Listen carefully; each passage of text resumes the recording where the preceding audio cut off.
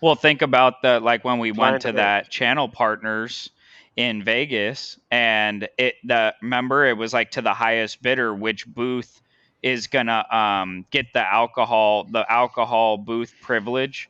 So like only okay, so you could have alcohol at booths, but only during a certain amount of hours or certain time frame.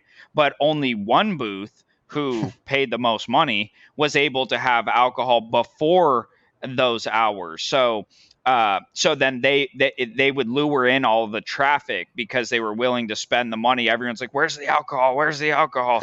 Okay, go to that booth, and everybody goes to that booth because they're the only one. So they paid for the traffic, and so they were the highest bidder.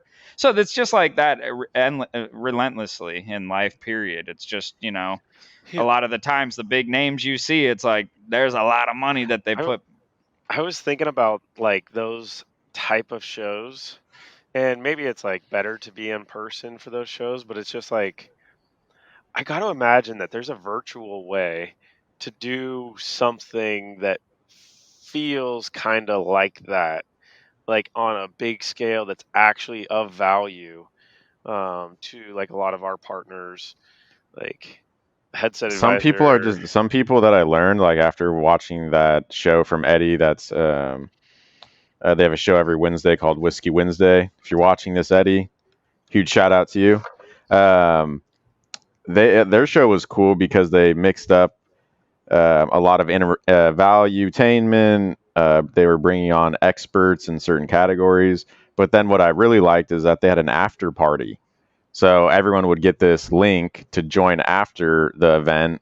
And then, like, one lady joined in and she was like loving the community because she doesn't have a lot of community in her life or something, or struggling and connecting with other people in some way, and she was on that show and she had the biggest smile on her face, like, wow, there's other humans like-minded like me. So yeah, I think if we can create a show that could build community, I think that creates some raving fans for life. I just think about like like an event that's like in Vegas or something, and it's like all these people flying from all over the world, spending all this money to travel, and then your attendance is only limited to as many people as people can afford to send. And is it worth your while? You got to spend this for us. We got to invest a week of time to going. So, like, is there a way to like make an online event as epic? Yeah, have after parties, have all these like different communities and groups, and I just wonder if there's a better way to do it, but maybe it's just in person's better for that stuff. Well, Yeah, I it, think. it, it also opens up the door, to have the conversation about whether it's as effective to be in person versus virtual. I mean, can you accomplish the same thing virtually as you can, say, face to face? And I don't know. I think there's arguments both ways, but I think there is value to, being in person and face to face. I think we've talked about this, I think maybe last episode a little 'Cause bit. I think Zoomtopia, I think that's like in person slash virtual event, and then they're having all these watch parties. So like these like vendors and partners or customers will create these areas that other Zoom related people will go and watch this like event they're putting on. Yeah, I mean the in person. There's a lot more friction to in person, as you guys know. Getting us in person is a very challenging thing.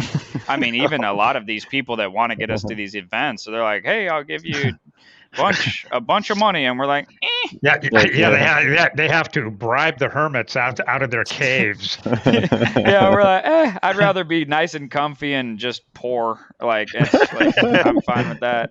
But so there's like a lot of resistance to stopping your daily work, to booking hotels and flights, and then just okay, now you have to get out of your comfort zone and meet all these people in slightly awkward scenarios and then weed through people having motives and all this stuff, connecting and getting to these different parties and trying to pass out business cards or something like that. So there's a lot of resistance to that. So a lot of people, I think less people will do that. That being said, the people that do that, they're by their very presence in being there, they're demonstrating that there's a level of commitment to them, to whatever they're, to them being in this industry. There's like a more serious tone or nature if you're going to even be somewhere like that. So you might be like actually a real factor in the industry, or somebody that's a little bit better to work with on average, maybe. That being said, with the virtual events, you have a lot less resistance, but because there's less resistance, less cost, then there's probably also less chance that people show up. They can just kind of, I forgot about it, or I'm just not going to show up, or something like that. Yeah, but then you get access to a broader, community. So then the question is, like how Drew said, it's like, common interest. So like that lady on that show, the whiskey show or whatever, she's like has such a smile on her face, like, oh my gosh, there's other people that are interested in this stuff. Like, this is so awesome, right? So I have a common interest. So that's kind of cool, bringing people together with a common interest. Maybe to have a more likely chance to get people to show up to a virtual event, maybe you have to, or not have to, but maybe a better way is not just common interest. It's like identifying and promoting a common mission, which may be higher than an interest. It's like a higher thing that maybe is like, hey, I'm going to be there because it's kind of a little bit of a higher call or something like that, that all these people with a common interest are like, that's a mission. I got to show up to this thing. So I don't know what that exactly means, but I'll throw that out to the group and see if you guys have any thoughts. If not, next topic. Hey everyone, thanks a lot for joining us on this clip of the We Blowing Up podcast, as me and my family are on the pursuit of blowing up our small family business and taking you along for the ride.